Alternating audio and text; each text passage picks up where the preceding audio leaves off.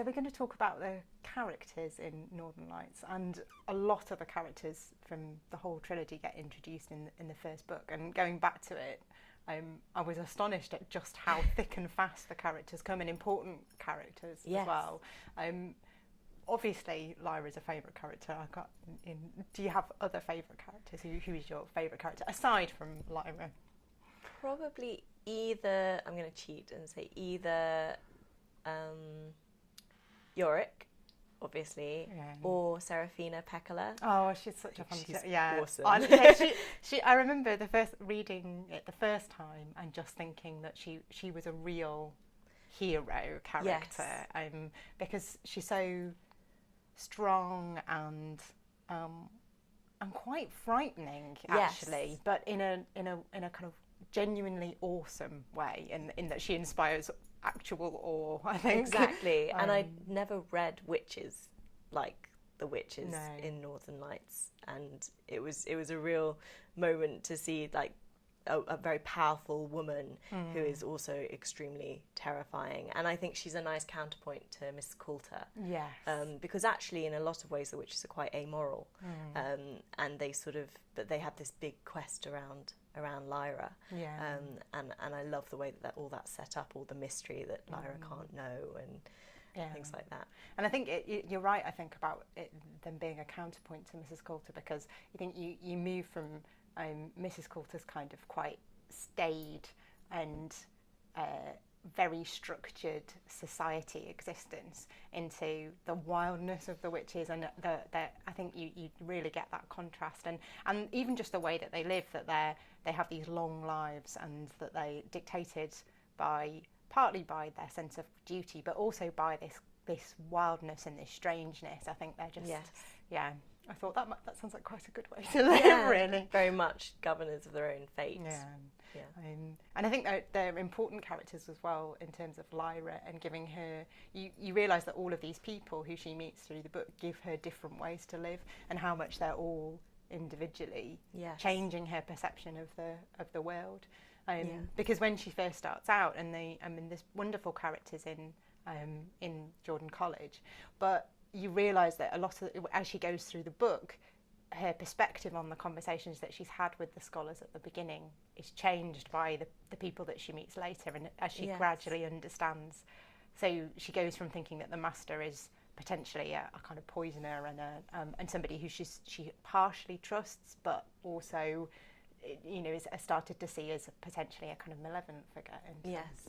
The way it reveals itself, and the pacing of that reveal as a reader, it's so enticing, and you're always wanting to, and then and you know that by the end of the book, let alone 3, like everything will have shifted on its axis again, and you never know where you are until the very last page, and even then.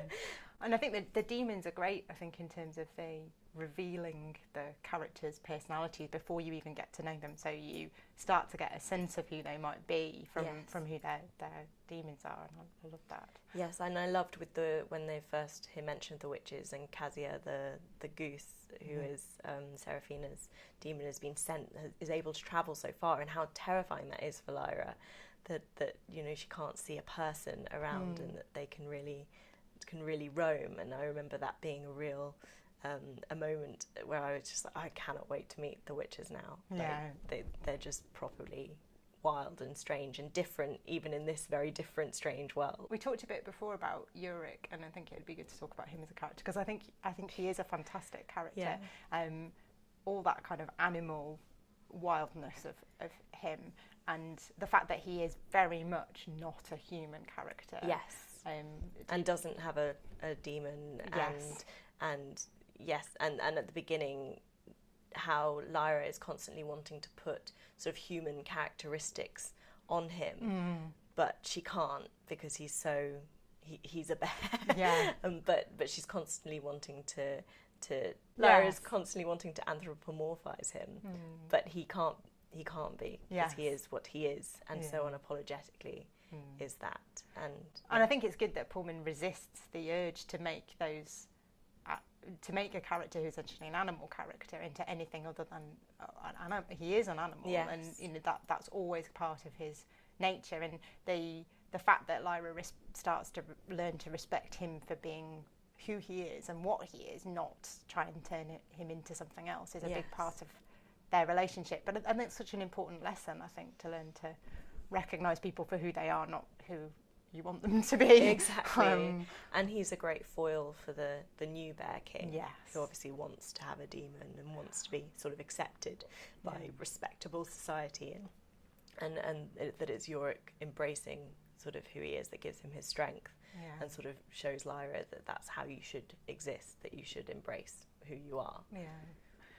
We have to talk about Lyra's parents, because I know we touched on them in our last conversation, and I think they're brilliant characters, but they're not wholly what you might expect. What do you say? How did you find them when you first came to the book? Well, I very much fancied Lord Asriel. It's probably the simplest way. No, I know exactly what you mean. He's awful. But, you know, that kind of, that brooding, mysterious force, and Lyra has such strong feeling for him and doesn't know why. Like, I think early on she says she has this pleasure and apprehension whenever she sees him.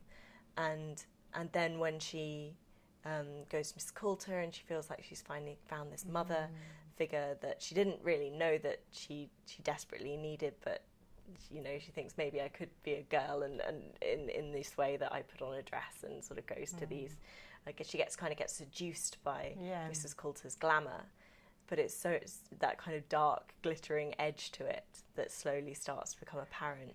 And that scene when they are in Bolvangar and she is just evil, but you understand, and there's still that tenderness that, you know, for Lyra, and that love. That extraordinary moment of recognition when she comes in and sees that it's Lyra who's on the table about to be operated on, rather than one of the other children, and the horror that, you know, that she expresses at that point, and you realise that there is all of this emotion there, but that she has just sort of almost drawn a line between how she's able to remove everything that she's doing to these other children and the way that she's behaving towards them, and Lyra, and put Lyra in a different box, so to speak. And ultimately both her parents want her to be safe, but that manifests itself in very dangerous ways. And they have all of these admirable qualities, and they're both very strong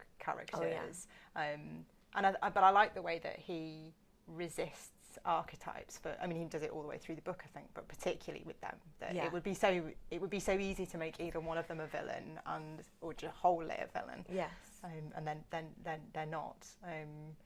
But they're not wholly admirable in any way either. But I think that's one of his great strengths as a writer, especially in this series, the way he constantly undercuts your expectation. Like, you just can't put any of the characters in a box, and they grow so beautifully across the whole trilogy, and they're so real and so themselves, and such original characters for that. Absolutely. And I feel like we can't not talk about Lee Scoresby as well. I was going to say Lee and his hair. I know. Oh, she's we're getting on to later books already. I can tell, but it's I think, and I think he's such a great. It just shows the range of talent in this book, because he's a completely different character, and there's quite a lot of quite serious, brooding characters in this book. You know, that I think both Mrs. Coulter and Lord Asriel are not very humorous characters. And Lee's a brilliant kind of counterpoint. You need it at that point in the book as well. It's feeling very bleak. Definitely. And the child characters as well. And obviously her relationship with Roger.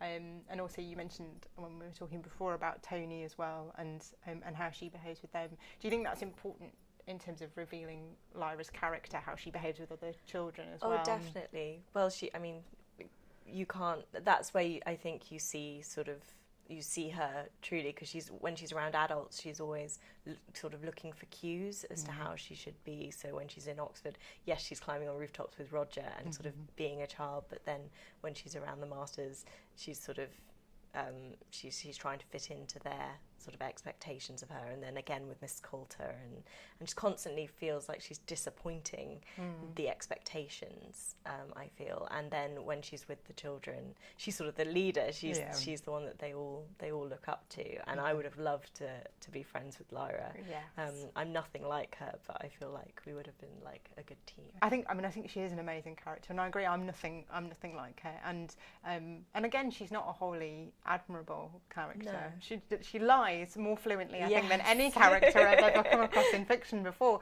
and the lies just come thick and fast, and one after the other. But children do lie, and you know, and Pullman, there's never a morality tale that's on the surface in any way, but you know, I love the way he revels in Lyra's lies and sort of the messes and the messes she gets herself out of, as well as into using the lies, and her wonderful skill of interpretation, which is obviously embodied by the althiometer and her skill with it, and just the ways that she can sort of inhabit different states of mind and states of being, as shown from her moving from this very staid world, as you said, through the glamour of Miss Coulter into the wildness.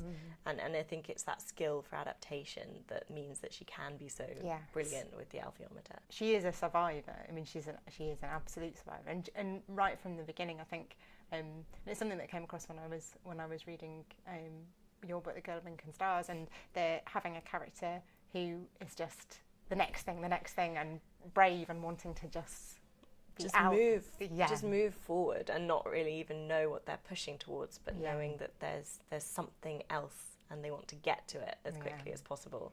And when you get to the end of the book, that's there absolutely, because she's stepping out into, and you don't know, she absolutely doesn't know what, and it's the ultimate expression, I think, of that bravery and that quest for her own future, and for just seeking the next thing and having her eyes open to the world. And it's such a lovely visual, that moment when she steps into the sky, and you can just imagine her like with her chin pointed up, just not looking back, just like fantastic. Onwards. I think it's a great place to leave it, and thank you so much, and we'll talk about the themes in the book next time. Wonderful.